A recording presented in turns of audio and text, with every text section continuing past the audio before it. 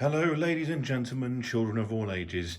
Nick here, live from BOA Bungalow Towers, bringing you another deck profile. I think I'm nailing that voice now for this character, so let's roll with that. Perfect. So yes, today we are presenting some dumb rubbish, which I want to caveat this at the start of the video. This deck is never going to be competitive. Gladly proven wrong, of course. But yeah, it's not going to be meta, of course, but it's stupid. And I've won a surprising amount of games with it. So today what we have for you is the mighty Hot Rod. Excuse the camera glare there from the very bright lights. Hot Rod, Hot Roddy right there, is going to go on the table like that. I've gone Scottish for some reason. We have a Night Bird. Night Bird! There she is, right there. We have one Private Sunrunner. Thank you very much.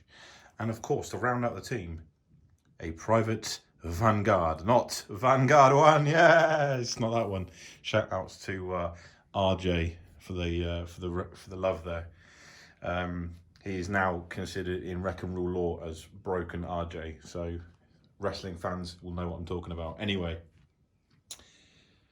what this team does is an obscene amount of direct damage. That's what the deck is designed to do. It's designed to annoy your opponent. Stealth guys, get in the bin. You have not got a chance to hide because these will get you.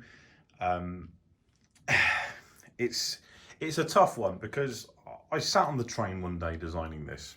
In about 20 minutes, I'll be honest. I was looking at every character on the app going, who's got really good direct damage potential? Now we take a look at Hot Rod. Hot Rod doesn't do anything until he's in the bin. When this is in your KO area and you flip to this mode, do 1 damage to an enemy. He has also got Tough One in his alt mode, which is cool. Otherwise, his stats are the same all round, 4, 10, 2. Obviously, on the back of it, that's the combiner mode, but we ignore that. At the start of the game, you only ever keep him in that mode. That's what you need him for. He's native Tough One. He's the guy you lead in with because, I say, native Tough One. He absorbs quite a lot of damage, which is fine. And if he does get hit with a big attack, you want him to go down like a cheap. I'm not going to finish that sentence. Anyway, you have Nightbird, of course. Nightbird's annoying because when your opponent plays an action, they choose one of their characters and do 1 damage to it. Once again, never ever flipping to bot / looks like weird bird mode. I mean, the bounty's nice, but I mean, it's going to be highly unlikely that you'll ever want to use it. But 311 1, 411 0, so 0 defense there, but obviously there's ways of bumping that defense. Then, of course, you have Sunrunner. Never have to worry about this one getting pumped off the bat because Sunrunner has stealth, which is great. What I like about Sunrunner is when you tap, the flavor text reads, "One who battle patrols becomes tapped. Do 1 damage to a tapped enemy." Well, guess what? Sunrunner is a lord of the battle patrol.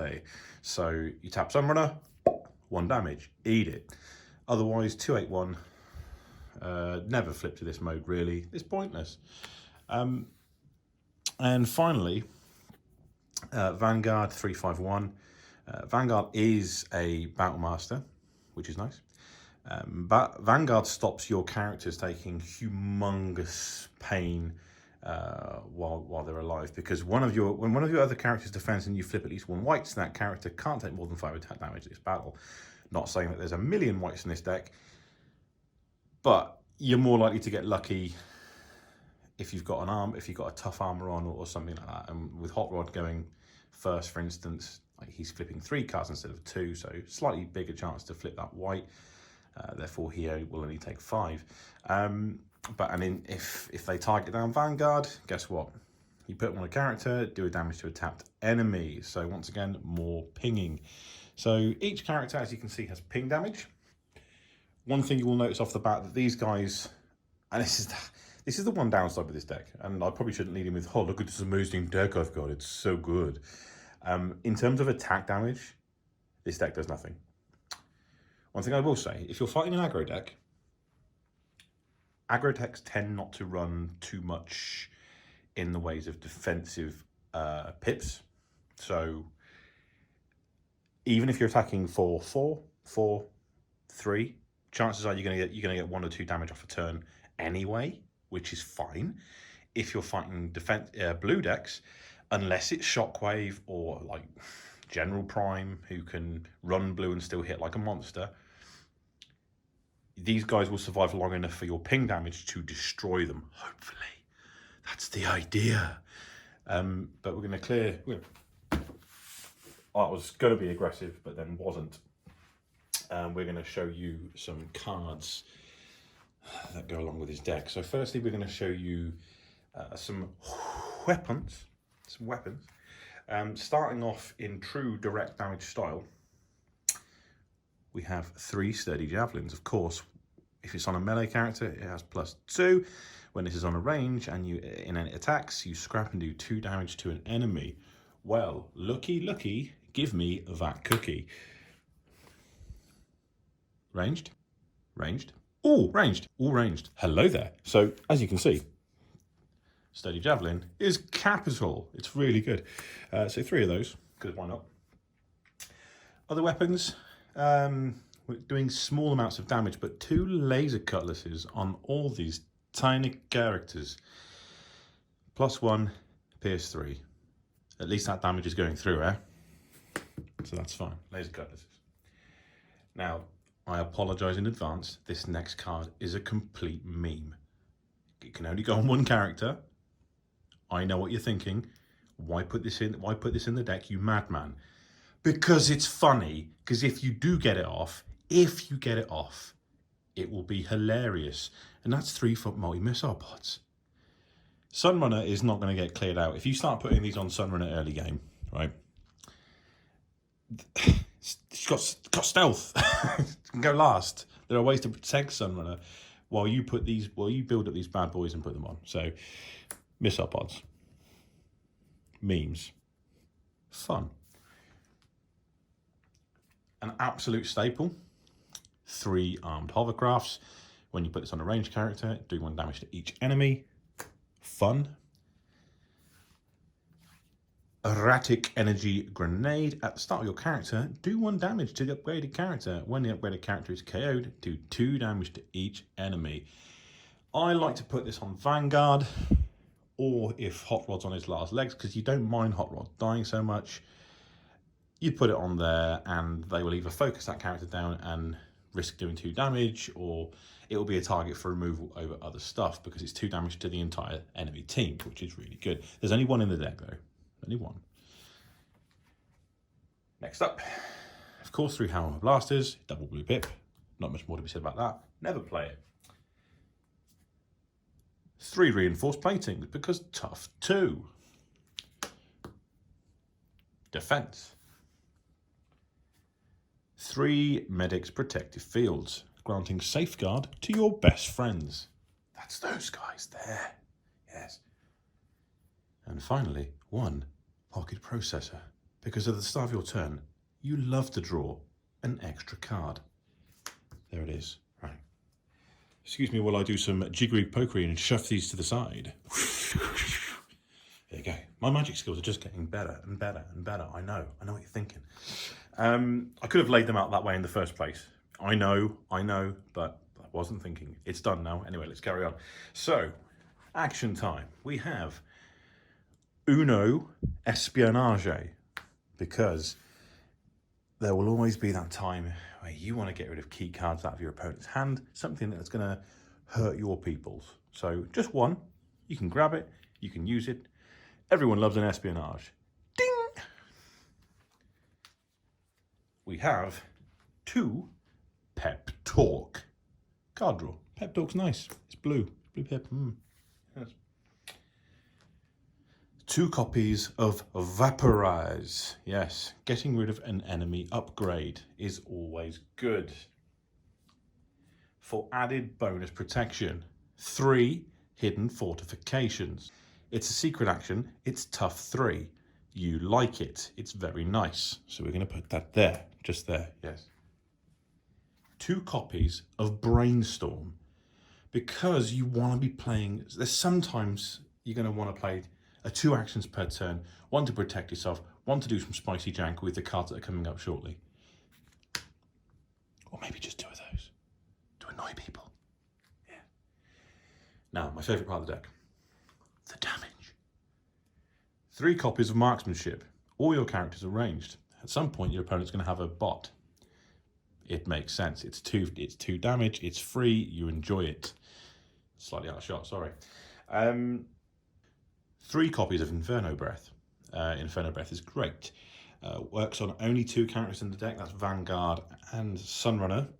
Especially good on Sunrunner because if you play it on Sunrunner, you're tapping him, therefore triggering his ability, which is 1 damage to a tapped enemy. So you're doing 3 damage from that, 1 damage from that. That's 4 direct damage total. Thank you very much. You can put 3 one way, 1 another, or you can put it all on the same one. Either way, you're getting good choices there, which is great. There is a spare star in this deck, so we get 1 bolt of lightning. It's a blank pit, but it's 3 damage. Boom. Thank you very much. 2 Quartermasters. And that's not for Vanguard. No, the Quartermasters are there for your... Where are they? For these. I'm picking them up. Arm Hovercraft. The amount of times that I have played an Arm Hovercraft on a tapped enemy to confuse my opponent and then Quartermastered it over to the untapped character that hasn't attacked yet to get 2 damage across all their characters. I've done it a lot. I've done it a lot of times now and it's great. Great fun. It's a great plan. It's a great play. You love it. You should do it all the time. Finally, to round it out, you have 3 security checkpoints. Now,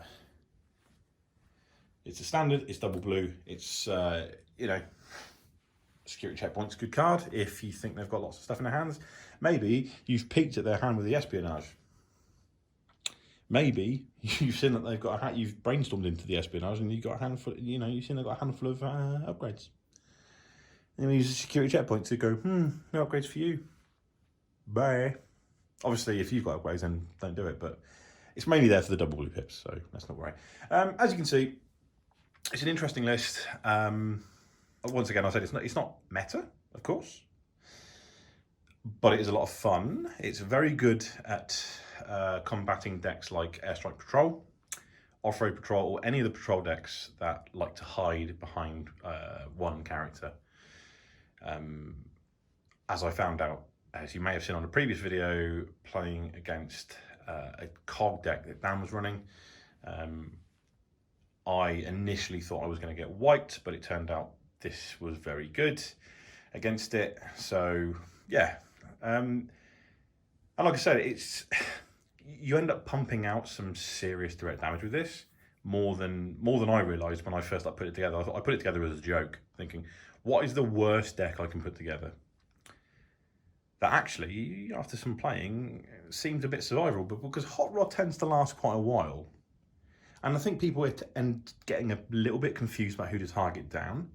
Nightbird's obviously going to be targeted quite quickly because of her preventing your opponent from playing actions. So, you know, Medic Protective Field, Reinforced Plating, attacking with a last. You can protect Nightbird, and it does stifle your opponent from playing stuff, of course.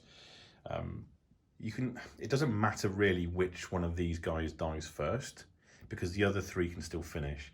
They've all got direct damage abilities. I mean, ideally you want Hot Rod dead first, and then some good protection on Nightbird. But by that time, hopefully you've done so much ping damage that your opponent's looking crippled, and then one or 2 arm hovercrafts later. There's an argument to be had for spreading your damage thin as well. So chip damage here, chip damage there, finish off with an arm hovercraft, finish off with an erratic energy grenade, or if you've managed it somehow, if you've cheesed it, even if you just got 2, that's 3 damage to everybody. That's nuts, right? So there's lots of ways that you can deal damage with this, and I've been having a lot of fun with it. It's annoying. People hate it. And it runs Bolt of Lightning. which is cool. Bold Lightning's a cool card. It's pipless. It's the only one in the deck. Let's do a quick white count. So we've got 3, 6, 7, 9. 9 whites. Is that enough to trigger Vanguard? Probably, maybe, who knows. But with the tough going on, I'd say you're going to get whites out to help trigger Vanguard's ability as well, which is nice. That's going to protect you for a little bit longer, limit some massive damage swings. People often forget about Vanguard, which is funny, because sometimes people go, oh, I'm going to triple focus fire, I'm going to stick a grenade launcher, and you've probably seen me do it plenty of times, and then only to realise that after flipping and doing all their stuff, that Vanguard's just gone, yep, 5 damage, thanks. And I'm like, watch the colour drain from your opponent's face. So yeah, a lot of fun. I'm sure there's a video on the channel of this already if you want to see it in action. This is one of the ones I'm going to be trying to improve in wave 5. So we'll see what happens. But you know, who knows? It could actually go down the pan. It's not, once again, it's not a competitive deck. It's meant to be a bit of fun, a bit of direct damage, bit of annoying your opponent. So an alternative to your average aggro deck or your blue pierce deck. I don't see many direct damage decks out there these days, so it's nice to have something a little bit different to play around with. So yeah, hope you enjoyed this one. Thank you to everybody who's been watching us still and supporting us. Obviously these are tough times at the minute, and want you to stay safe during this crisis. So make sure you're staying at home, and yeah, look after each other. All right, we'll see you next time, folks. You got the touch. You got